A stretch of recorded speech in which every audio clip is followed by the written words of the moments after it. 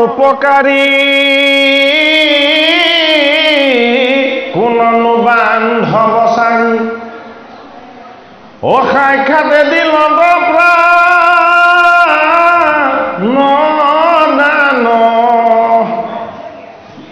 হে সুধিবে খোজতে কথা তেখনে ভৈলন্ত তথা ও চাৰি পাৰি খনয় ধ্যান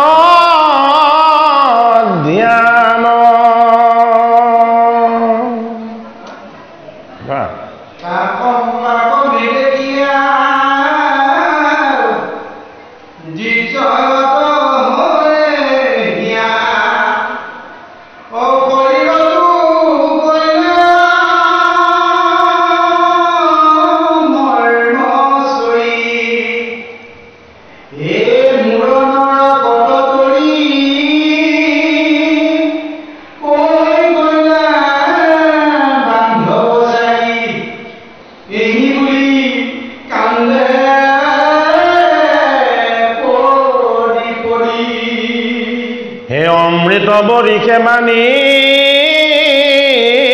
দেখাই দিব্য ৰূপ আনি ঐ আমাক বঞ্চিলা বিধি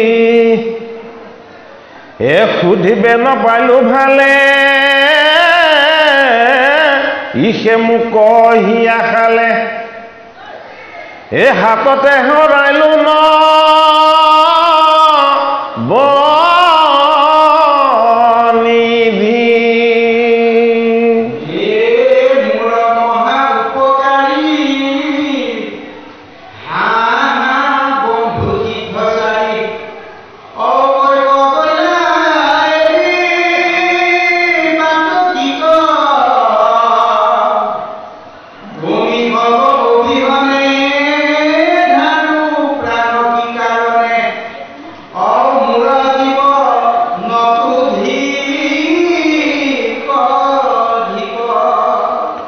এই মতে কতক্ষণ কান্দি ভৈল সন্দক্ষণ অকৰে দিজ মনে মৰিষ এ সপোন দেখিলো কিবা ঘূৰ যম দুত জীৱা ও সিও পলাই গ'ল ন দিশ ভাগৱতৰ ষষ্ঠ স্কন্ধৰ আজি পাঠভাগ আৰম্ভ হৈছে ষষ্ঠ স্কন্ধৰ অজামিল উপাখ্যানৰ অজামিলৰ মুক্তি আৰু অনুশোচনা এই শীৰ্ষৰ পৰা আমি আজি পাঠভাগ আপোনালোকৰ আজ্ঞা লৈ আৰম্ভ কৰিছোঁ ভাগৱতৰ ষষ্ঠ স্কন্ধ ভাগৱত ভগৱন্তৰ বক্ষ অথবা হৃদয় এই বৈকুণ্ঠৰ কল্পতৰু ভাগৱত শাস্ত্ৰ বাংময় মূৰ্তি ভগৱন্তৰ মূৰ্তি তিনি প্ৰকাৰ এবিধ মূৰ্তি হ'ল মৃন্ময় যিটোক আমি মাটিৰ মূৰ্তি বুলি কওঁ এবিধ মূৰ্তি হ'ল চিন্ময় যিটোক চকুৰে দেখা নাযায় এবিধ মূৰ্তি হ'ল বাংময় যিবিধ মূৰ্তি বাক্যৰ অমৃত তত্ত্বৰে সৈতে নিৰ্মাণ হৈছে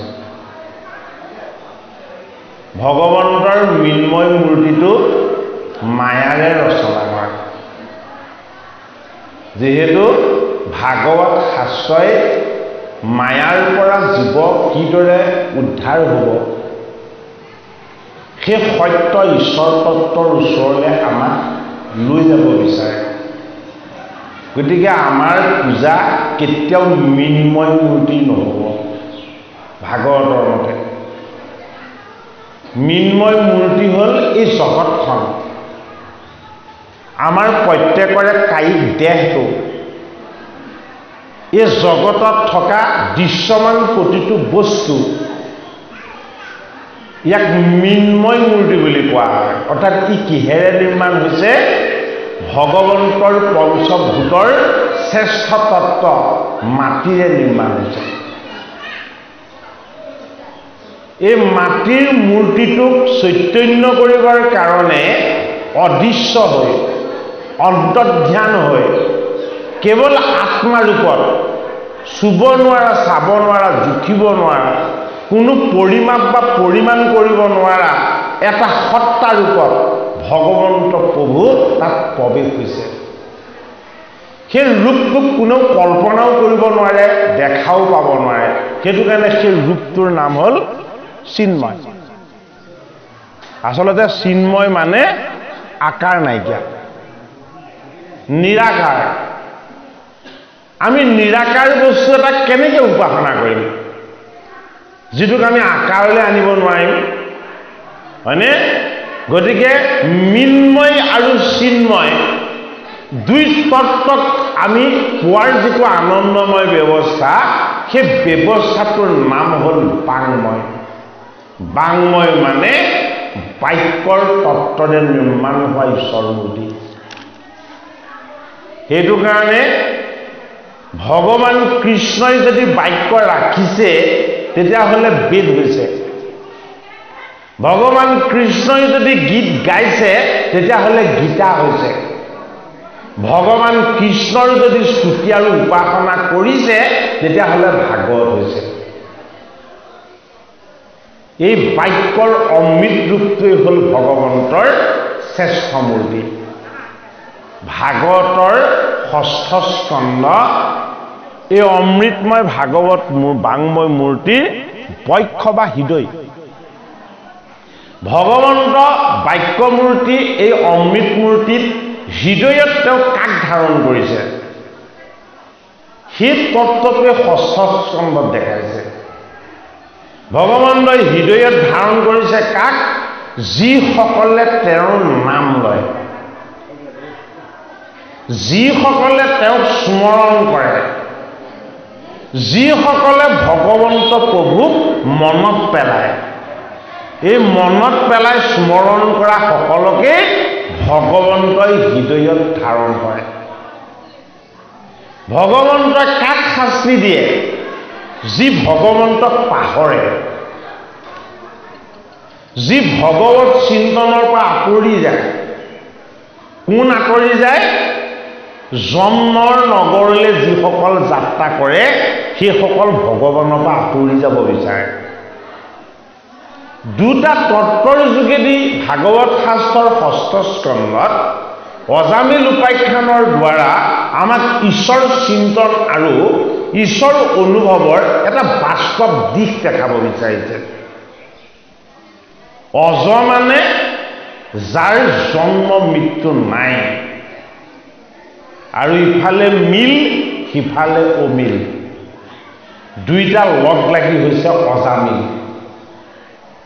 অজ কোন ঈশ্বৰ এই অজৰ লগত মিলিত হৈছে কি আমাৰ দশ ইন্দ্ৰিয় আত্মাই প্ৰতিপালন কৰিছে পৰা প্ৰকৃতিৰ জীৱ অপৰা প্ৰকৃতিৰ দেহ তত্ত্ব এফালে আত্মা পৰমাত্মা আৰু সেই চৈতন্য শক্তিৰ দ্বাৰা আমাক সঞ্চালিত কৰিছে এই পঞ্চভূতৰ দেহটোক দশ ইন্দ্ৰিয় আৰু একাদশ ইন্দ্ৰিয় মন এই গোটেইখিনি তত্ত্বক একেলগে কোৱা হৈছে কি বুলি অজামিল বুলি এইটো কাৰণে অজামিল কিন্তু সাধাৰণ এজন ব্ৰাহ্মণ বুলি দেখুওৱা নাই অজামিলক কি বুলি কোৱা হৈছে ভাগৱতৰ ষষ্ঠ স্কন্ধত অজামিলক দ্বিজ বুলি কোৱা হৈছে এতিয়া দ্বিজ মানে কি বহুতখিনি কথাৰ তত্ত্ব অৰ্থ যদি আমি বুজি নাপাওঁ ভাগৱতৰ কথাখিনি আমি অনুভৱ কৰিব নোৱাৰিম এটি কুলক কোৱা হয় ঋষি সাধন কুল সেইটো এটি কুলক কোৱা হয় মুনি সেয়াও সাধন কুল হয়নে আৰু তাৰে এটা কুলক কোৱা হৈছে কি বুলি দ্বিজ বুলি এটা দ্বিজ মানে যাৰ দুবাৰ জন্ম হয় দুবাৰ জন্ম হোৱাজনক দ্বিজ বুলি কোৱা হয় ঋষি যিসকলে আত্মা ঈশ্বৰক উপাসনা কৰি বৈবাহিক জীৱন অতিবাহিত কৰে তেওঁলোকক ঋষি বুলি কোৱা হয় যিসকলে আত্মা ঈশ্বৰক উপাসনা কৰি জগত মিছা সংসাৰ মিছা কেৱল ঈশ্বৰহে সঁচা এক ঈশ্বৰ ভাৱনাত আত্মাৰূপ যিসকল হৈ যায় সেইসকলক কোৱা হয় মুনি মুনি সদায় ব্ৰহ্মচাৰী ঋষি সদায় সংসাৰী দ্বিজ সদায় দুবাৰ জন্ম লোৱা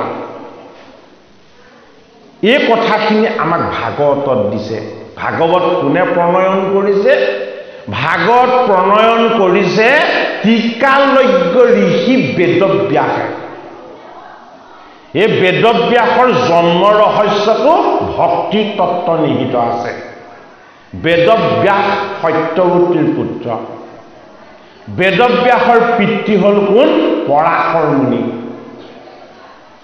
ব্ৰহ্মাৰ পুত্ৰ হ'ল শক্তি শক্তিৰ পুত্ৰ হ'ল পৰাশৰ পৰাশৰৰ পুত্ৰ হ'ল বেদব্যাস আৰু বেদব্যাসৰ পুত্ৰ হ'ল শুকমুনি ভাগৱত শাস্ত্ৰ কীৰ্তন কোনে কৰিছে ব্ৰহ্মাৰ নাতিয়ে কৰিছে পৰাশৰ মুনিৰ নাতিয়ে কৰিছে আৰু ব্যাসৰ তনয়ে কৰিছে দুজন নাতি ইয়াত লগ হৈছে তত্ত্ব দিশটো চাওক ভাগৱত শাস্ত্ৰত দুজন নাতি লগ হৈছে এজন পৰাশৰ নাতি কোন শুকমুনি আৰু এজন পাণ্ডৱৰ নাতি কোন পৰীক্ষিত পাণ্ডৱৰ নাতিক পৰাশৰৰ নাতিয়ে ভাগত কৈছে মৎস্যগন্ধাৰ দেহৰ পৰা সদায় কেঁচা মাছ গন্ধ বাহিৰ হয় ধীবৰ কন্যা এই ধীবৰ কন্যাই পিতৃ জিৰণি ল'বলৈ গৃহলৈ যোৱাৰ কাৰণে যমুনা পাৰ কৰি দিয়া ঘাটটোত কোনোবা আহিলে পিতৃক তেওঁ মাতি দিব পাৰ কৰি দিবলৈ সেই উদ্দেশ্যত ৰৈ আছে পাৰ কৰা কামটো কোনে কৰে মৎস্যগন্ধাৰ পিতৃয়ে কৰে সেইদিনাখন নদী যমুনা পাৰ হ'বলৈ কোন আহিল ব্যাসৰ নাতি অৰ্থাৎ ব্যাসৰ পুত্ৰ হ'ল শক্তি পুত্ৰ হ'ল পৰাশৰ ব্যাসৰ নাতি পৰাশৰ ঋষি আহিলে পৰাশৰ ঋষিক যেতিয়া মৎস্যগন্ধাই দেখি তেওঁ ভয় খাইছে কিয় ঋষিৰ লগত আছে সাধনময় আত্মসাধনাৰ ঈশ্বৰ তত্ত্ব। তেওঁলোকৰ হৃদয়ত আছে সদায় ভগৱত চিন্তন। তেওঁলোক যেনি যায় তেওঁলোকৰ চাৰিওপাশে ভোমোৰা আৰু মৌমাখিবিলাকে গুণগুণ কৰি তেওঁলোকক খেদি ফুৰে। ইমান পবিত্ৰ তেওঁলোকৰ কায় বাক্য আৰু মন। পৰাশৰক দেখি মৎস্যগন্ধাই ভয় খাইছে। কিয় ভয় খাইছে? পৰাশৰৰ দেহৰ পৰা এক জ্যোতি বাঢ়ি গৈছে, দেখিবলৈকে জিলিকিছে। চকুত আছে নিষ্কাম ঈশ্বৰ প্ৰেম। আৰু ভাৱনা আৰু চিন্তনত কি দেখা পাইছে? মৎস্যগন্ধাই এক ঈশ্বৰ মূৰ্তি দেখাৰ নিচিনা লাগিছে। এতিয়া তেওঁ পাৰ হৈ দিম বুলি যেতিয়া ক'লে মৎস্যগন্ধাই ভয় খাইছে। কিয় ভয় খাইছে? কাৰণ পাৰ কৰা কামটো তেওঁ নকৰে। কোনে কৰে? তেওঁ পিতৃ ধীবৰে কৰে। এতিয়া ধীবৰক যদি মাতি আনো বুলি কয় তেতিয়াহ'লে ঋষিয়ে যদি তেওঁক অভিসম্পাত দিয়ে, তেতিয়া কি কৰিলে? পৰাশৰ ঋষিক মৎস্যগন্ধাই ক'লে যে হে ঋষি শ্ৰেষ্ঠ, মোৰ দেহৰ পৰা কেঁচা মাছ সদায় দুৰ্গন্ধ ওলাই থাকে। আপোনাৰ পৰা সুগন্ধি পদ্মময় চন্দন তুলসীৰ গন্ধ প্ৰকাশ পাইছে। মই কেনেকৈ পাৰ কৰিম আপোনাক? তেতিয়া ঋষিৰ ঠিক কন্যা সন্তানটিৰ প্ৰতি ঈশ্বৰ প্ৰেম জাগ্ৰত হ'ল যে হে কন্যা, তুমি ভয় নকৰিবা, মই তোমাৰ দেহৰ এই মৎস্যগন্ধা দুৰ্গন্ধটো মই তোমাক দূৰ কৰি দিম। এতিয়া মৎস্যগন্ধাই কি কৰিলে? ঋষিৰ চৰণ স্পৰ্শ কৰি ঋষিত শৰণ ল'লে। আপুনি ভগৱান, আপুনি ঈশ্বৰ মূৰ্তি। মোৰ এই জন্মসূত্ৰে লাভ কৰা দুৰ্গন্ধময় এই মৎস্যগন্ধাটোক যদি আপুনি আঁতৰ কৰি দিব পাৰে তেতিয়াহ'লে আপুনি মোৰ কাৰণে ভগৱান। এতিয়া কি হ'ল? পৰাশৰ ঋষিয়ে অমৃত দৃষ্টিৰে সৈতে মৎস্যগন্ধাৰ দুৰ্গন্ধটো দূৰ কৰি আশীৰ্বাদ দিলে। কি আশীৰ্বাদ দিলে? আজিৰ পৰা তুমি পদ্মগন্ধা হ'বা। পদ্মগন্ধা হোৱাৰ পাছত আকৌ আশীৰ্বাদ দিছে, বোলে কি এই সুগন্ধি কেৱল তোমাৰ লগতে নাথাকিব, যোজন আঁতৰলৈকে এই সুগন্ধি ব্যাপ্ত হ'ব। সেইটো কাৰণে তোমাৰ নাম হ'ব যোজন গন্ধা। আমি যে কৈছিলোঁ দ্বিজ বুলি, দুবাৰ জন্ম। এবাৰ জন্মত আমি কেঁচা মাছ দুৰ্গন্ধময় হৈ থাকোঁ। আমাৰ অন্তৰাত্মা কেতিয়াও শুদ্ধ নহয়, পবিত্ৰ নহয়। আমি ঈশ্বৰৰ চৰণ যেতিয়ালৈকে নেপাম, ভকতৰ সংগ যেতিয়ালৈকে নেপাম, গুৰুক ভজিবলৈ আমি যেতিয়ালৈকে পথৰ সন্ধান নেপাম, আমাৰ দেহত যিমান পাৰফিউম নেমাৰোঁ কিয়, আমাৰ ভিতৰৰ পৰা অজ্ঞান, অবিদ্যা আৰু ভক্তিহীনতাৰ সদায় দুৰ্গন্ধ প্ৰকাশ পাব। এই তত্ত্বটোৰ নাম হ'ল মৎস্যগন্ধা। যদি আমি বাস্তৱ দৃষ্টিৰে চাওঁ, যেতিয়া আমি গুৰুত শৰণ ল'ম, ভকতৰ সং ল'ম, ভাগৱত গীতা, কীৰ্তন, দশম ঘোষা, ৰত্নাৱলী আদি আনন্দময় ঈশ্বৰ তত্ত্বৰ যেতিয়া আমি স্পৰ্শ পাম, আমাৰ মন শুদ্ধ হ'ব, ভাৱ শুদ্ধ হ'ব, চিন্তন শুদ্ধ হ'ব, আমাৰ কায় বাক্য মন সকলো শুদ্ধ হ'ব। এই তত্ত্বটোৰ নাম হ'ল পদ্মগন্ধা। যেতিয়া ঈশ্বৰ সেৱা, গুৰু সেৱা আৰু ভকতৰ চৰণ সেৱাৰ দ্বাৰা, এই ভাগৱত শাস্ত্ৰৰ শ্ৰৱণ কীৰ্তন আনন্দৰ দ্বাৰা আমাৰ ভিতৰৰ মন পৰ্যন্ত শুদ্ধ হৈ যাব, তেতিয়া আমাৰ লগত কামনা বাসনা এই দুৰ্গন্ধময় বস্তুবিলাক নাথাকিব। এই তত্ত্বটোৰ নাম হ'ল পদ্মগন্ধা। ভকতি নিজে কৰিলেই নহ'ব, ভকতি কৰিবলৈ লগত সংগ ল'ব লাগিব। সংগ নহ'লে, সৎসংগ নহ'লে ভকতি কেতিয়াও নহয়। সৎসংগৰ সুগন্ধি যোজনলৈকে ব্যাপ্ত হৈ যায়। সেইটো কাৰণে নামটো হ'ল যোজন গন্ধা। যিহেতু আমি প্ৰত্যেকেই প্ৰকৃতিৰূপী এক নাৰীৰ তত্ত্ব। এই যমুনা হ'ল আমাৰ মায়া। এই মায়াৰূপী যমুনাখন যদি পাৰ হ'বলৈ হয়, কাণ্ডাৰী হ'ব লাগিব গুৰু। গুৰু হ'ল পৰাশৰ। পৰাশৰৰ দৰে গুৰুৰ চৰণ ভজি আমি যদি এক ঈশ্বৰৰ উপাসনাৰ যদি আমি পথটো পাওঁ, আমাৰ লগত থকা মৎস্যগন্ধাময় দুৰ্গন্ধবিলাক দূৰ হ'ব। সেইটো কাৰণে দ্বিজ, যাৰ দুবাৰ জন্ম হয়, অজামিল, ভাগৱতৰ ষষ্ঠ স্কন্ধত দেখাইছে। এবাৰ জন্ম হৈছিলে তেওঁক এটা কায়িক দেহ লৈ। তাৰ পাছত সেই সময়ৰ ধৰ্ম আছিলে ব্ৰাহ্মণ্যক উপাসনা কৰা। ব্ৰাহ্মণ্য ধৰ্মৰে বেদৰ মন্ত্ৰ আৰু বেদৰ উপাসনাৰ ঈশ্বৰক ভজা। সেইটো এটা বেলেগ যুগ আছিলে, কলি যুগ নহয়। সেইটো কাৰণে সেই সময়ত দ্বিজসকলে বেদ মন্ত্ৰৰে ঈশ্বৰ উপাসনা কৰিছিল। এই অজামিলক পিতৃয়ে বেদৰ মন্ত্ৰৰে ঈশ্বৰ উপাসনা কৰাৰ পথটো দেখুৱাই দিছিল, কিন্তু সংসাৰ বন্ধনত পৰি তেওঁ ঈশ্বৰৰ ভক্তিৰ পথটো তেওঁ কি হ'ল এৰি থৈ সংসাৰৰ পথটোত তেওঁ বেছিকৈ ধাৱমান হ'বলৈ লাগিলে। এই সংসাৰ কি? এই সংসাৰ দুখদায়ক, যান্ত্ৰণাদায়ক। এই সংসাৰ আমাৰ কাৰণে তিনি তাপৰ প্ৰতীক। এই সংসাৰে আমালে কেৱল দুখ যান্ত্ৰণা আৰু কষ্ট আনে। ই আমাৰ স্বভাৱ চৰিত্ৰ আৰু আচৰণবিলাক অশুদ্ধ কৰে। এইটো কাৰণে কি হৈ গ'ল? অজামিল বেইছাত পতিত হৈ গ'ল। বেইছাত পতিত হোৱা মানে নাৰীৰ লগত বেয়া আচৰণ কৰাটোকে ভাগৱতে বুজোৱা নাই। আমাৰ যেতিয়া মনন চিন্তন ভাৱ স্বভাৱ আচৰণ এইবিলাক যেতিয়া ঈশ্বৰ বিমুখ হৈ যাব, ভাগৱতে সেইটোকো কি বুলি কৈছে? বেইছাবৃত্তি বুলি কৈছে। অৰ্থাৎ ভগৱন্তৰ ভগৱত চিন্তন অবিহনে আমাৰ কায় বাক্য আৰু মন শুদ্ধ নহ'ব। এইটো কাৰণে অজামিলে বেদৰ উপাসনাক ত্যাগ কৰিলে, যজ্ঞক বাদ দিলে, বেইছাত পতিত হৈ তেওঁ সংসাৰত লিপ্ত হৈ গ'ল। আৰু কি হ'ল? 10জন পুত্ৰৰ জন্ম হ'ল। এই 10জন পুত্ৰও তত্ত্ব অৰ্থ ভাগৱতত। অজামিলৰ 10জন পুত্ৰৰ তত্ত্ব হ'ল আমাৰ লগত থকা 10টা ইন্দ্ৰিয়। এই 10টা ইন্দ্ৰিয়ৰ কনিষ্ঠ পুত্ৰ হ'ল অজামিলৰ পুত্ৰ নাৰায়ণ। গতিকে কনিষ্ঠ পুত্ৰ আমাৰ কি? এই বাক ইন্দ্ৰিয়টো। কাৰণ খোজ কাঢ়ে বগাই আৰু তেতিয়াহে আমাৰ শিশুৰ কথা সোধে। খোজ কাঢ়িছে, থিয় ডঙা দিছে, কিন্তু মাত ফুটিছেনে? কয়নে নহয়? গতিকে বাক ইন্দ্ৰিয় হ'ল আমাৰ আটাইতকৈ কনিষ্ঠ ইন্দ্ৰিয়।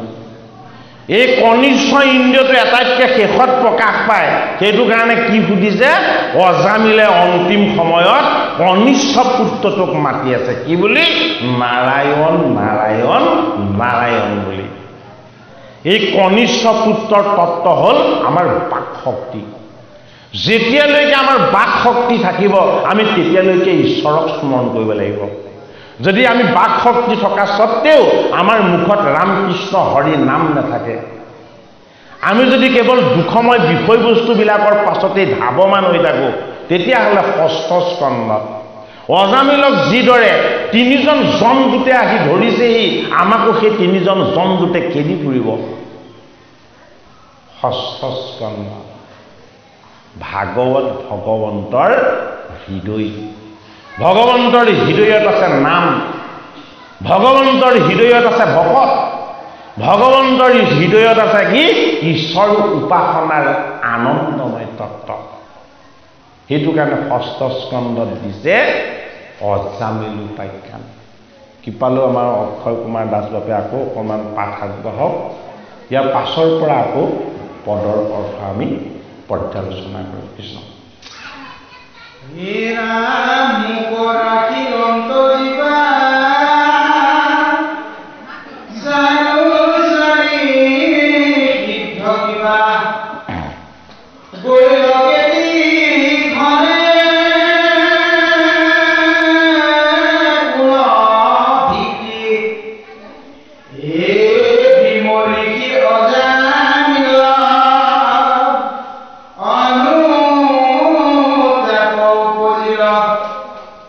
পৰম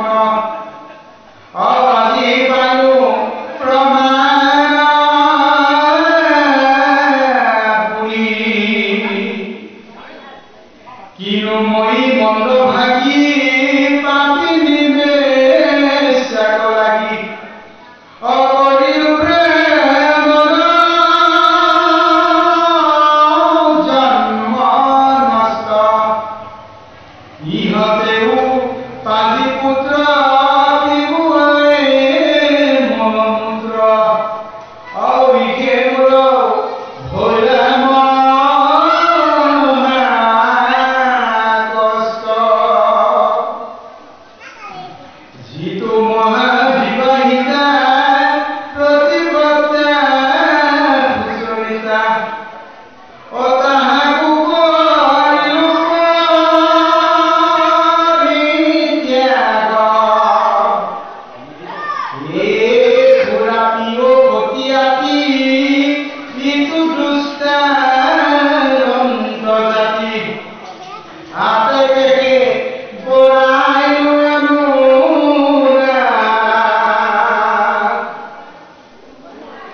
ইতিমাতি মহাবুদ্ধ কৰবয় পৰমবিদ্ধ অমৰিলে নাহি সন্ততি তাৰ সম্বাদ দাপতীয়া হেনকেদা ৰুণহিয়া এৰিয়ায়ো কিনো মন্দমতি হেতেকে জানিলো মূৰ সিজিলা পাতে কঘূৰ অৱশ্যে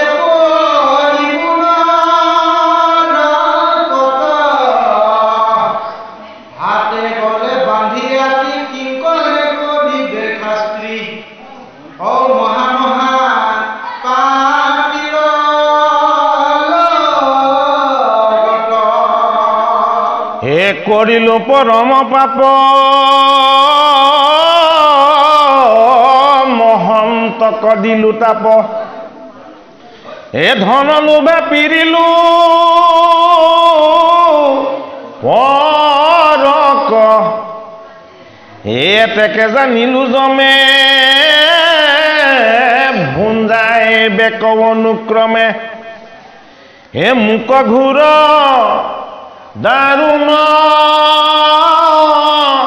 নৰক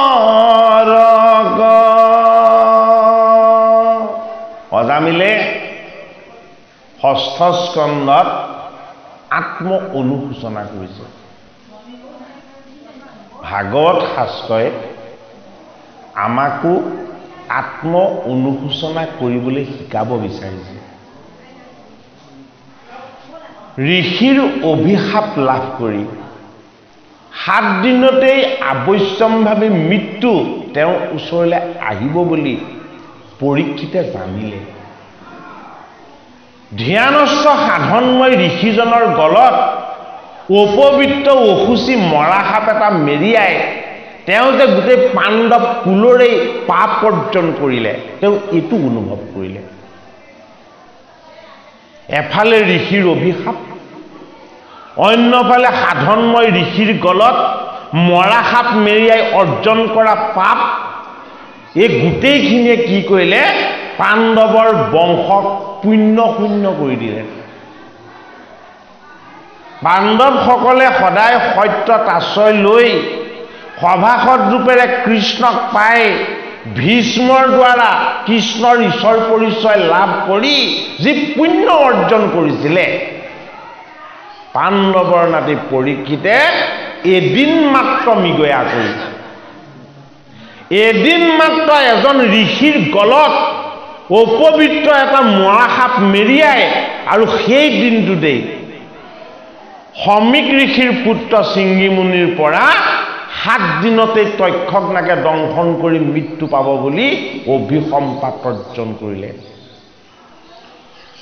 ষষ্ঠ স্কন্ধত অজামিলৰ আত্ম অনুশোচনা এই কথাখিনি কৈ আছে কোনে কৈ আছে গংগাৰ পাৰত ব্যাসনন্দন শুকদেৱে পাণ্ডৱৰ নাতি পৰীক্ষিতক কৈ আছে যে তুমি মিগয়া কৰাৰ কাৰণে তোমাৰ মনটো কৃষ্ণৰ পৰা সংসাৰমুখী পথলে যাত্ৰা কৰাৰ কাৰণে তুমি ঋষিক কটুবাক্য প্ৰয়োগ কৰিছিলা তুমি অজ্ঞানী হৈ গৈছিলা তুমি শুদ্ধ ঋষিজনৰ শুদ্ধ দেহত তুমি অসুচি মৰা সাপ মেৰিয়াই ধৰ্মৰ দ্বিতীয় পদ হ'ল সুচিতা, এই সুচিতা তুমি ভংগ কৰিছিলা।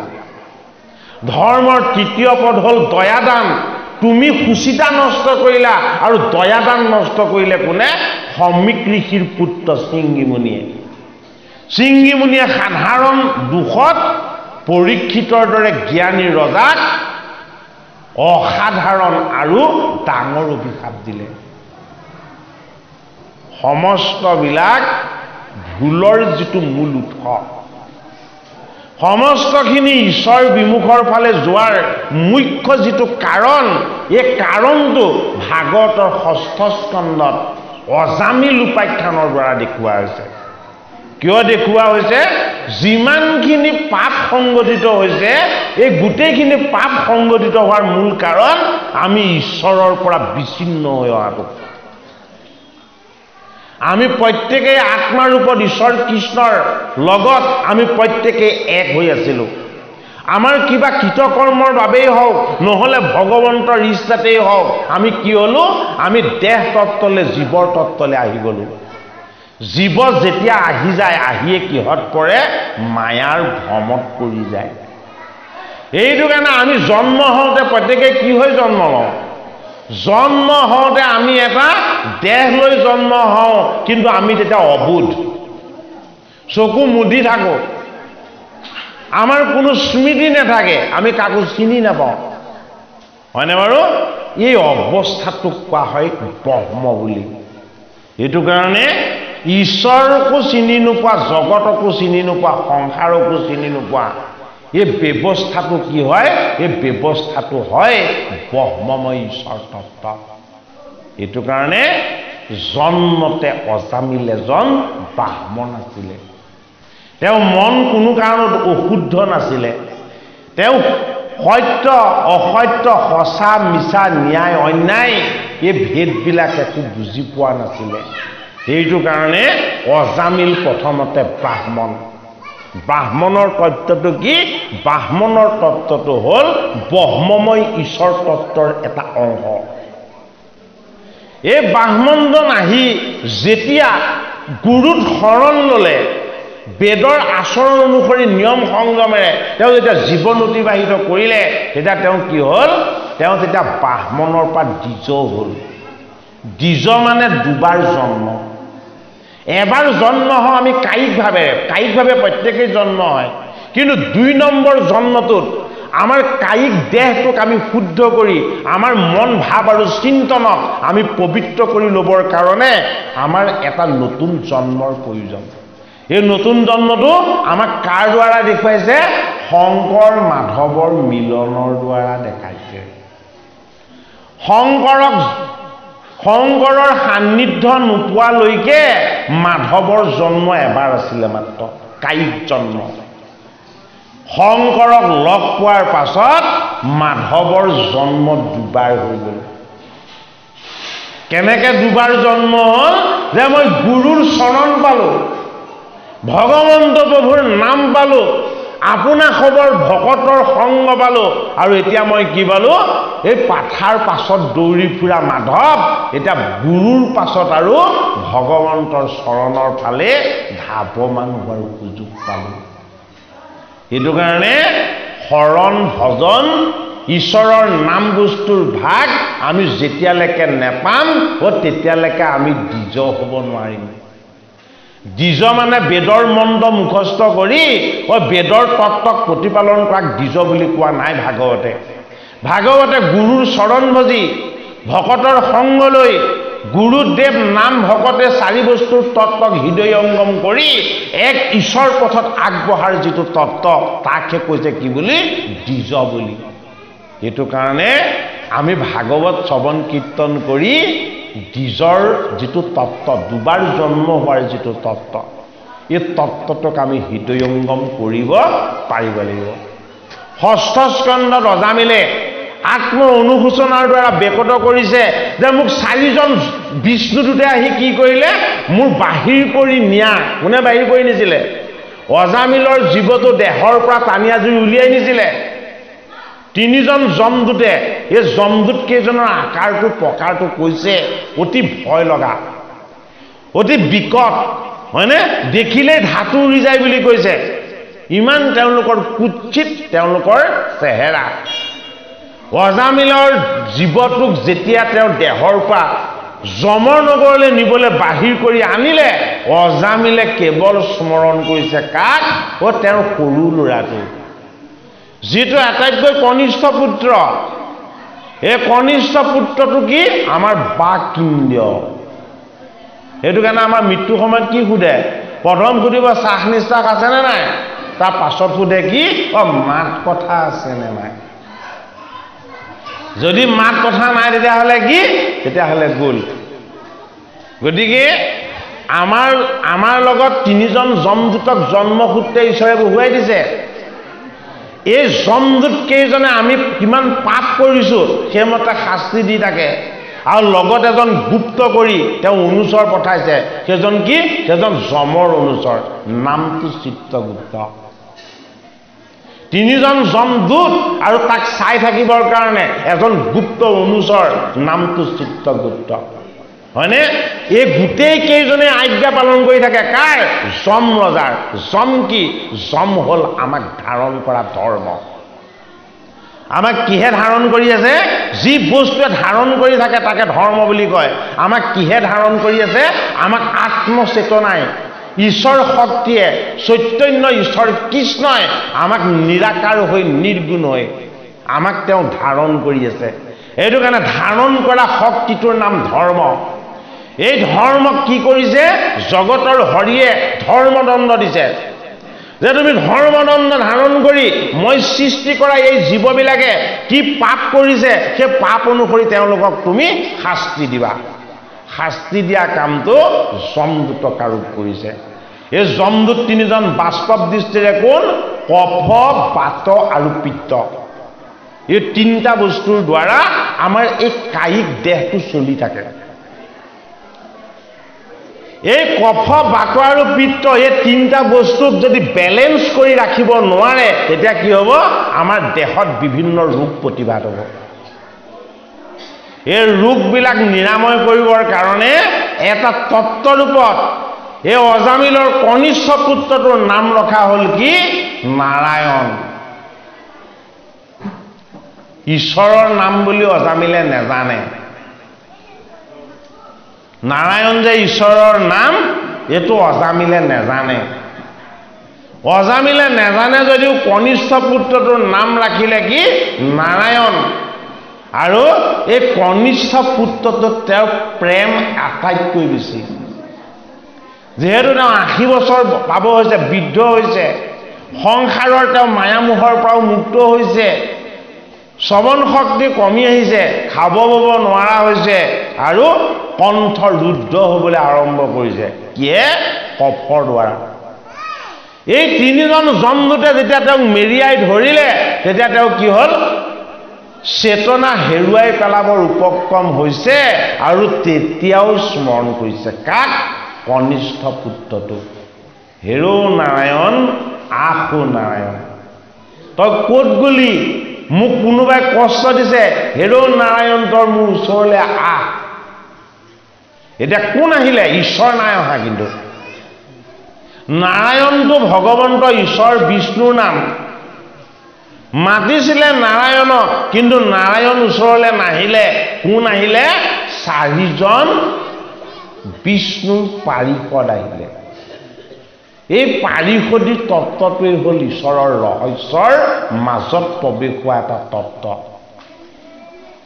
এই যে নাম ল'লে নাম লোৱাৰ লগে লগে অতি সুন্দৰ হৈ অনন্য ৰূপত দিব্য ৰূপত 4জন বিষ্ণুদূতে হাতত গদা লৈ আহিলে আৰু কি কৰিলে অজামিলৰ জীৱটো বাহিৰ কৰি উলিয়াই লৈ গৈছিলে দেহটো নিথৰ হৈ আছিলে 4জন যমদূতে বিষ্ণুদূতে যমদূত 3জনক গদাৰে মৰিয়াই পিঠি মেটুৰা মেটুৰ কৰি দিলে আৰু গালত চৰিয়াই গাল দুখন উখহাই দিলে তাৰ পাছত এই জীৱটোক ধৰি আনি অজামিলৰ দেহত আকৌ সংস্থাপন কৰি দিলে অজামিলে চকু মেলি চাই দেখিছে তেওঁ জীৱটো বাহিৰ কৰি নিয়াৰ আগত তেওঁ কুৎসিত ভয় লগা ভয়ংকৰ 3জন যমদূতক দেখিছিলে আৰু তেওঁ পুনৰ যেতিয়া চেতনা ঘূৰি আহিছে ভগৱান বিষ্ণুৰ 4জন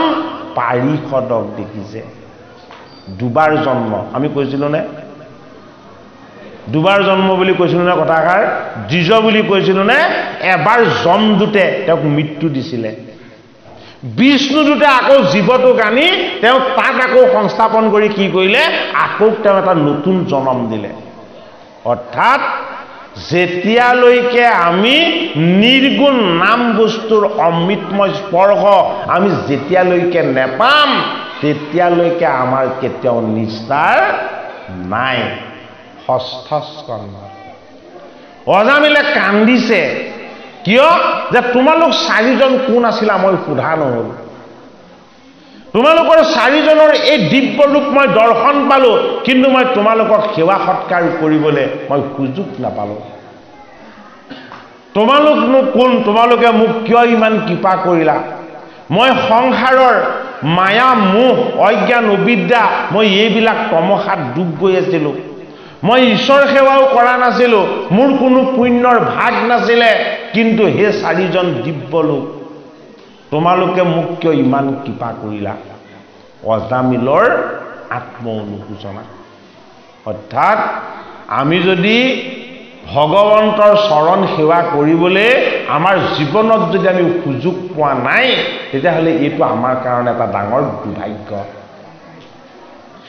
ভগৱন্তৰ চৰণ সেৱা কৰিবলৈ পোৱাৰ সমান ডাঙৰ সৌভাগ্য নাই ভাগৱত শাস্ত্ৰৰ 6ষ্ঠ স্কন্ধত অজামিল উপাখ্যানৰ দ্বাৰা আমাক সেই কথাখিনি বুজাইছে আৰু পদে আমাক কি বুলি কৈছে যে মূৰ মহা উপকাৰী হা বন্ধু সিদ্ধচাৰী কৈ গলা এৰি পাতকী অজামিলে নিজক কৈছে মোৰ সমান পাতকীজনক তোমালোকে জীৱটো আনি আকৌ মোক জীৱন দান দি আকৌ তোমালোক কলৈ ঘূৰি গলা মই তোমালোকক এবাৰ সেৱা কৰি আশীৰ্বাদ লোৱাৰ সুযোগো নাপালো অৰ্থাৎ ভাগৱত শাস্ত্ৰই বুজাইছে এই জন্মতেই যদি আমি হৰি সেৱাৰ আনন্দ আৰু সুখ আমি যদি ল'বলৈ যত্ন নকৰোঁ তেতিয়াহ'লে আমি আকৌ এবাৰ এই সুযোগটো পাম বুলি আমি কেতিয়াও ভাবিব নোৱাৰোঁ ভাগৱতৰ 6ষ্ঠ স্কন্ধ অজামিলৰ দৰে দ্বিজক যিদৰে ভগৱন্তৰ নাম স্মৰণ কৰাৰ কাৰণে পূৰ্ণ ৰূপত পৰিপূৰ্ণ ৰূপত আত্ম সমালোচনাৰ দ্বাৰা তেওঁ আত্মশুদ্ধি কৰি ঈশ্বৰ প্ৰাপ্তিৰ আনন্দময় যিটো পথ এই পথটো যিদৰে দেখুৱাইছে আমি সেই পথটোক যদি অনুসৰণ কৰিব পাৰোঁ নৰ হৈ জন্ম লৈ আমিও এই জন্মতে উদ্ধাৰ হোৱাৰ পথটো বিচাৰি পাম কৃষ্ণ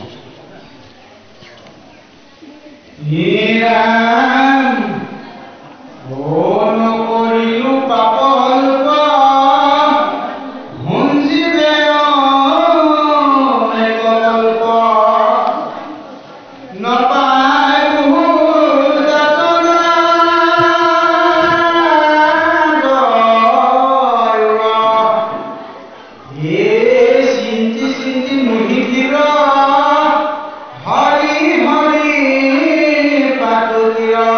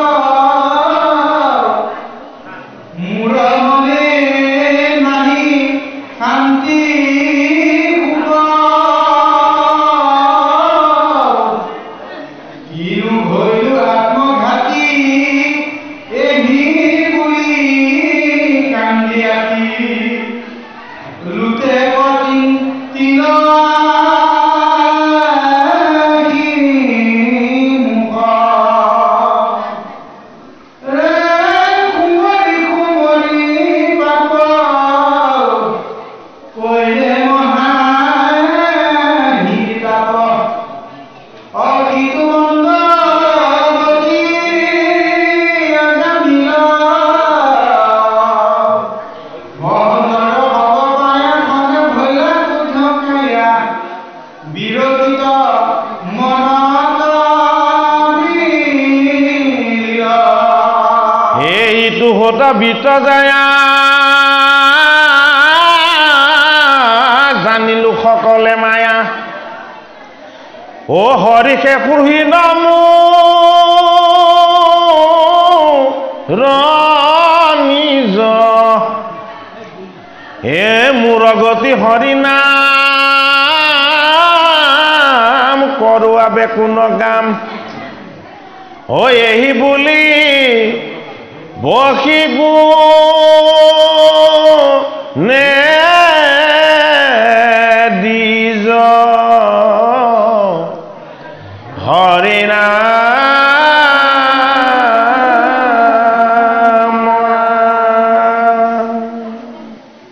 কবিৰ উপদেশ এতিয়া আমাৰ অক্ষয় দাসে অকণমান ব্যাখ্যা কৰিব আমি কবি উপদেশখন পাঠ কৰোঁ তুমি ব্যাখ্যা কৰিব মই পাঠ কৰোঁ হে শুনা সভাখন ভাগৱত পদ হে সমস্ত শাস্ত্ৰ সাৰ হে আপুনি বেদক মথি নাৰায়ণে হে কৰিলা শাস্ত্ৰ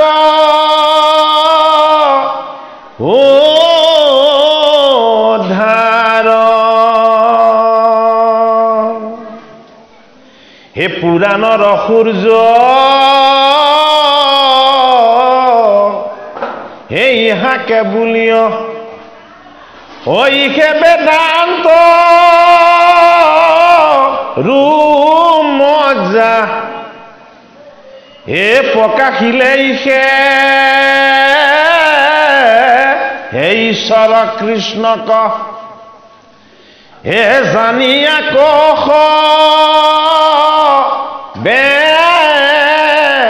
ভজা কৃষ্ণ গতিকে আমি সময়ৰ প্ৰতি লক্ষ্য কৰাৰ কাৰণে মাত্ৰ চাৰৰ লগত অকণমান সংযোগহে কৰিছিলোঁ আৰু নিশ্চয় সময়ত তাৰ কামত যাবলৈ লাগিব বিশেষ কাৰণ এটা তথাপিও চাৰে আকৌ অকণমান নাইকিয়া কৰিছে 5 মিনিটমান 10 মিনিটৰ ভিতৰত আমি অকণমান আগবঢ়াম যিহেতু অভিনৱভাৱে অনুষ্ঠানত চলি থাকিবলগীয়া হৈছে আৰু ছাৰ এই খৰচৰ কথা বৰ দৃষ্টতা আমাৰ একেবাৰে নাই এতিয়া যিহেতু ষষ্ঠ স্কন্ধ ভাগৱতৰ অজামিল কাহিনীৰ ওপৰত আমাৰ যি আলোচনা চলিছে ছাৰে পুংখানুপুংখভাৱে কথাকেইটা বুজাই দিছে মই বিষয়ৰ অজামিল উপাখ্যানৰ কাহিনীৰ ওপৰত সংগতি ৰাখি মই কৈ থৈ যাওঁ যে আমি ভাগৱত শুনিব লাগে আৰু ভাগৱত শুনিলে কি হয় ভাগৱত শুনাটা আমাৰ কাম কথা ক'বলৈ টান কথা ক'লে বুজাবলৈ টান বুজালে মানিবলৈ টান মানিলে তাক পালন কৰিবলৈ বাৰ্ষিক হিচাপে ভাগৱত আয়োজন কৰাটো বৰ ডাঙৰ কথা নহয় অজামিলৰ নিচিনাকৈ যদি আপোনালোকৰ ল'ৰা ছোৱালীৰ নাম নাৰায়ণ কৃষ্ণ দিব নোৱাৰে নহয়নে যুগটো বেলেগ কাশ্যপ দিব লাগিব বেদান্ত দিব লাগিব যদি নাৰায়ণ নামটো দি থয় তেতিয়া কথাটো বেলেগ কাৰণ এতিয়া যুগ সাপেক্ষে আমাৰ ভগৱানৰ নামটো দিলে যিহেতু শোভা নাপায়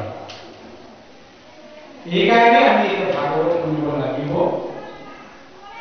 যে অন্তিম পৰ্যায়ৰ এই শৰীৰটো এই আছে এই অস্থিৰ যিমান কৰ্ম কৰক এদিন কাষতে পৰি থকা পিলটো খাবলৈও লোকৰ হাতলৈ মুখলৈ চাব লাগিব কৈ থৈ যোৱাটো আমাৰ দায়িত্ব মানাটো আপোনালোকৰ দায়িত্ব কিন্তু মানিলে কি হ'ব মানিলে বোলে ধান হ'ব নেমানিলে কি হ'ব নেমানিলে পুৰা নহ'ব গতিকে ধান যদি উতাৰিব সেইটো আপোনালোকৰ কথা অধিকাৰ নাথাকিলেও যদি ভাগৱতে উল্লেখ থৈ দিছে যে 7 দিনত পৰীক্ষিত ৰজা মৃত্যুৰ মুখৰ পৰা পৰীক্ষিত ৰজাই ভাগৱত শুনি শ্ৰী গংগাৰ পৰা হৰিদ্বাৰ তাৰ পৰা 16 কিলোমিটাৰ নীলগড় 28,000 সহস্ৰকে ভাগৱত নৈমিষাত নৈমিষা অৰণ্য এই 28,000 সহস্ৰকে বেদজ্ঞ আছিল যদিও কিছুমান পৰম্পৰা ধৰ্ম এৰিবলগীয়া বাধ্য কৰিলে যিহেতু যুগ পৰিৱৰ্তনৰ লগে লগে তেওঁলোকে উপলব্ধি কৰিলে এইকাৰণে ভাগৱত শুনি কেতিয়াবা কিছুমান পৰম্পৰা ধৰ্ম এৰিব লাগে যেনেকৈ 28,000 সহস্ৰকে নৈমিষা অৰণ্যত আবেদন জনাইছে সেইবোৰ নজনাকে বহু কৰ্ম কৰিলো কিয় এই সৌনৱগতি শুনা মহামুনি শুন পৰম বাতৰি বুলি পায়ে হে নমক আৰম্ভিৰ দৈৱ আহি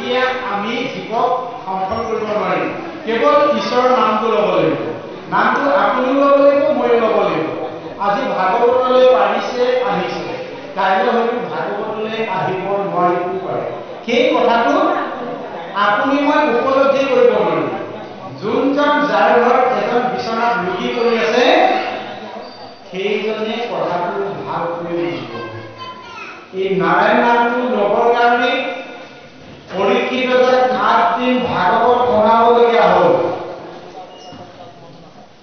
নাৰায়ণ নামটো যদি অজানিলা ল'ৰাটোৰ নামটো লওঁতে যদি বিষ্ণুদূত আহিব পাৰে সঁচাকে আমি নামটো ল'লে আহিব নোৱাৰিব এই কথাটো উপলব্ধি কৰি আপোনালোকে ভাগৱত আগতো শুনিছে আজিও শুনিছে পাছতো শুনিব কিন্তু ভাগৱত শুনি সেইটো পৰ্যায় পাইছে যে যিকোনো মুহূৰ্তত অজানিলাৰ দৰে আপোনাৰ নাৰায়ণ নামটো মুখত আহিব লাগিব কিন্তু আমাৰ কি হয় আজি ভকতক দেখিছো কৃষ্ণ বুলি ঠিকেই কৈছো ভাগৱতলৈ কৃষ্ণ বুলি ঠিকেই কৈছো কিন্তু বিপদৰ সময়ত আমাৰ কৃষ্ণ নামটো আহে না নাহে এই নামটো আমাৰ ওপৰত নিৰ্ভৰ কৰিব লাগিব এইকাৰণে ভাগৱতে তাৎপৰ্য দিছে হে পৰে বা পিছলে যদি খুদায়ে কৃষ্ণই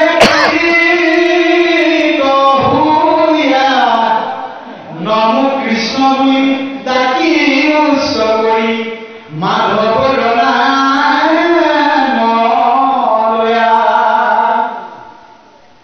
এতিয়া কৃষ্ণ বুজিলে পুৱাৰ পিছতো খাওঁতে কৃষ্ণ নামটো আহিছে তেতিয়া কৃষ্ণটো আকৌ বেলেগ আহে বিপদৰ সময়ত কৃষ্ণ নামটো নাহে চাব বিপদৰ সময়ত কৃষ্ণটো বেলেগ আহে আয়ো কৰিলো যদি আয়ো এই গৰমাজৰ হাতলৈ বুলি ক'লে কৃষ্ণ নাই বেলেগ এটা কৃষ্ণ আহে যদি বাপজনে গৰু বগালে নেকি খাব বুলি ভাবি যদি কৃষ্ণ বুলি বেলেগ এটা কৃষ্ণ হয় তেতিয়াহ'লে নাহিব কি জানে আমাৰ দেহটো গ্ৰহৰ বায়ু চৈতন্য নকৰে প্ৰাণ বায়ু অপান বায়ু সমান বায়ু নাক বায়ু পূৰ্ব বায়ু দেৱদত্ত বায়ু কৃপ বায়ু ধনঞ্জয় আমাৰ চাৰে কৈ গৈছে যে অন্তিম সময়ত এই ধনঞ্জয় বায়ু চৈতন্য কৰাৰ সময়ত আপোনাৰ ভাৱনাটোৰ ওপৰত পূৰ্বজন্মৰ প্ৰভাৱ পৰে যদি এই অন্তিম সময়ত আপোনাৰ যদি ব্ৰাহ্মণটো যদি বিষয় থাকে ভৰত ৰজাৰ অন্তিম সময় ভাৱনা ক'ত আছিলে হৰিণ পোৱালিটো নোহোৱাত আছিলে যে মই গুচি যোৱাৰ লগে লগে অতদিনে পোহপালন কৰি থকা মোৰ হৰিণ পোৱালিটো কোনে পোহপালন কৰিব তাৰ বাবে এই ভাৱনালৈ যোৱাৰ কাৰণে পাছৰ জন্মত হৰিণাৰূপে জন্ম ল'বলগীয়া হ'ল পুৰন্দৰ ৰজাই অন্তিম সময়ত নিজৰ আইগৰাকীৰ কথা ভাবিলে যে মোৰ অবিহনে মোৰ মানুহগৰাকী কোনে চোৱা চিতা কৰিব। সেই ভাৱনা লৈ যোৱাৰ কাৰণে পাছত মহিলা ৰূপে যদি ভৰত ৰজাই হৰিণা ৰূপে জন্ম লয়, পুৰন্দৰ ৰজাই মহিলা ৰূপে জন্ম লয়, আমি যদি ঘৰত আমি কুকুৰটো কৰি যদি কুকুৰটো মত কৰি থাকো কি হ'ব লাগিব? কৰে কুভা কুভ কৰ্ম গুণৰ ইচ্ছাই কৰ্ম ফলে জীৱে সুখ দুখ পায়। গতিকে কৰ্মটো শুদ্ধ কৰিব লাগিব। এইকাৰণে পৰীক্ষিত ৰজা কৈছে, পৰীক্ষিত আজি ৰজা আছা, কাইলৈ ৰজা নহ'বও পাৰে, কিন্তু মই তোমাক ভাগৱত শুনাৰ আগতে মই দেহৰ অভিমানটো মই তোমাক নাইকিয়া কৰি ল'ব লাগিব। দেহৰ অভিমান থকা সকলে ভাগৱত শুনিব নোৱাৰে। এদিন কি 3 দিন পাতিও নোৱাৰে। মই ভাগৱতৰ বহাই কৈ থৈ যাওঁ যে আজি 365 দিনৰ ভিতৰত যদি এঘণ্টাও সময় ল'ব পৰা নাই, সেইজন ব্যক্তিয়ে যদি ভাবিছে আজি ঘৰ নগলেই মোৰ বহুত টকাৰ খৰচ হ'ব, সেইজন ব্যক্তিক ভাগৱতে সতৰ্ক কৰিছে, সাৱধান, ব্যৱস্থা মই নিজে ল'ম। এদিন যদি বছৰৰ গাঁৱৰ অনুষ্ঠান প্ৰতিষ্ঠানত সময় দিব নোৱাৰা, যিমানেই সুখ বিচাৰি নাথাকে কিয়, সেইজনে প্ৰকৃত সুখ কেতিয়াও ল'ব নোৱাৰে। মই কি কৰিম? এই দুখ দূৰ যাইবে সুখ হৰিব বুলি মনে কৰ্ম আৰম্ভ কৰে মহামূঢ়জনে। দুখকেহে মিলে সুখ নাহিকে কিঞ্চিত, দেখিলা কৰ্মফল কিনো বিপৰীত।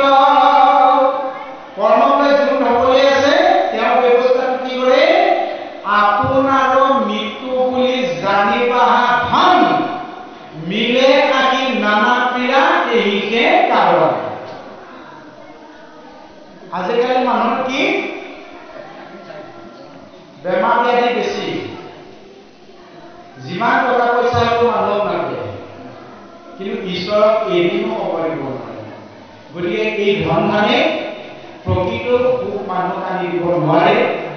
সময় কম, মই সৰুতে কৈছো কথাকেইটা ছাৰলৈ আপোনালোকক ক'ব, কিন্তু মই আপোনালোকক এই নাৰায়ণ নামটোৰ কাৰণে কেনেকৈ ল'ব লাগে যে এই দেহৰ অভিমানটো থকালৈকে আপুনি কেতিয়াও ঈশ্বৰৰ ওচৰলৈ যাব নোৱাৰে। এই কথাটো পৰীক্ষিত যায় 3টা অৰ্থটা বুজাই দিছে যে পৰীক্ষিত তুমি এই কাৰণে ভাগৱত শুনিব লাগিব। কিয় জানা? বোলে কিয়?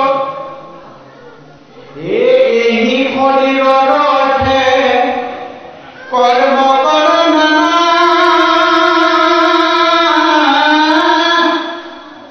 প্ৰাণ গলে হৈব জানা নে নাজানা। প্ৰথমতে কি হ'ব? আত্মাৰূপী ভগৱন্তই সত্যন কৰি জ্ঞান কৰিব এৰি দিলে হ'ব। মানে কি হ'ব? তোমাৰ ভাৰ্যাগৰাকীয়ে চুবলৈ ভয় কৰিব, তোমাৰ ল'ৰা ছোৱালীয়ে তোমাক চুবলৈ ভয় কৰিব, ইষ্টমিত কুটুম্ব বন্ধু বান্ধৱ যত অসুচি বুলিয়া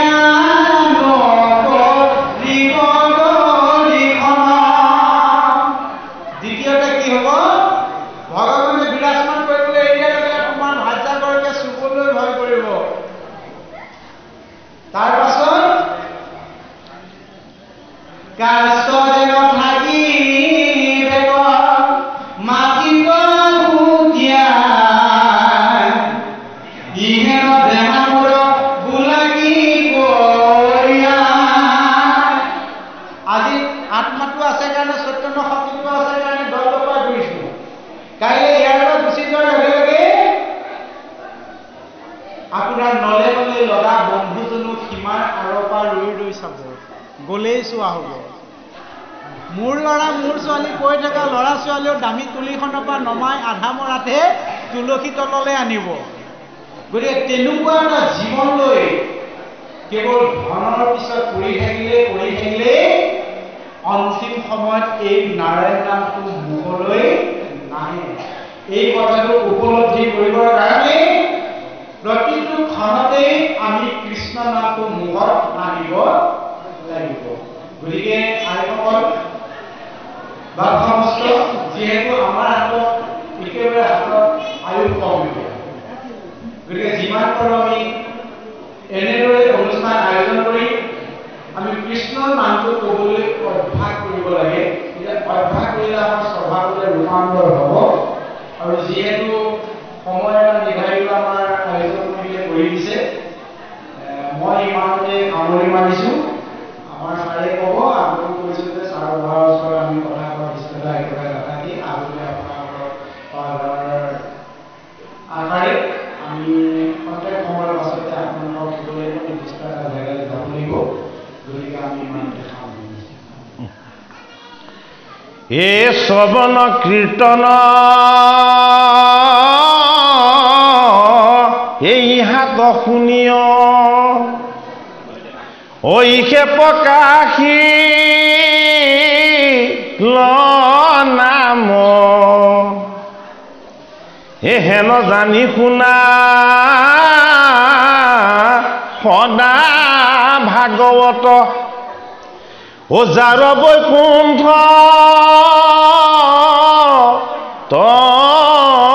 কাম হেৰায়াল জাল জীৱা কত কাল ধৰিলে পৰা কালে ইহেন মনুষ্য জন্ম ব্যৰ্থে যাই এ বিষয় মিছা জঞ্জালে এ যেন মধু মিশ্ৰ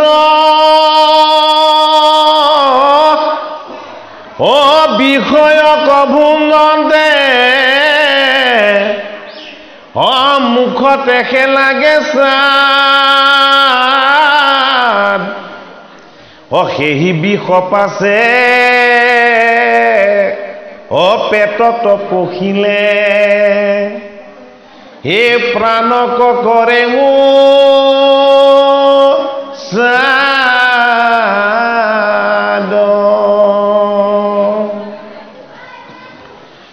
সেই মতে ইটো পাতে ককৰন্তে হে মনে মানে সুখ হে পৰলোকে গলে হে ভুঞ্জি সেই পাপে হে দুৰন্ত জাত না দুখ এ ঘূৰ কলি যুগ পাপে হে প্ৰচুৰ হে পুণ্যৰ নাহি সংসাৰ দেখাবি মৰিষি হে কৰিলে ককলি সকলোকে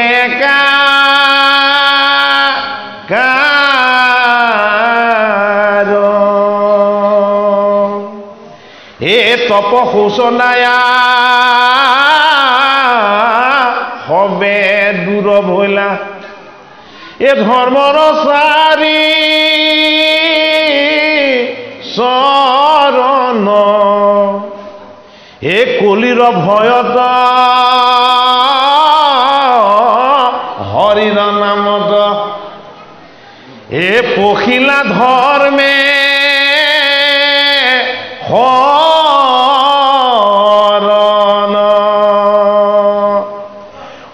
নিশ্চয় জানিবা ধৰ্মক খেদায়া ধৰ্মে জুৰিলা ৰাজ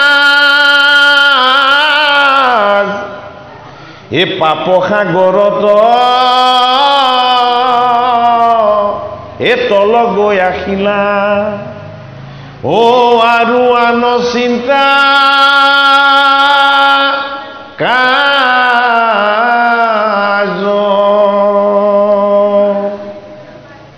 এ যাৱে নতুমিলে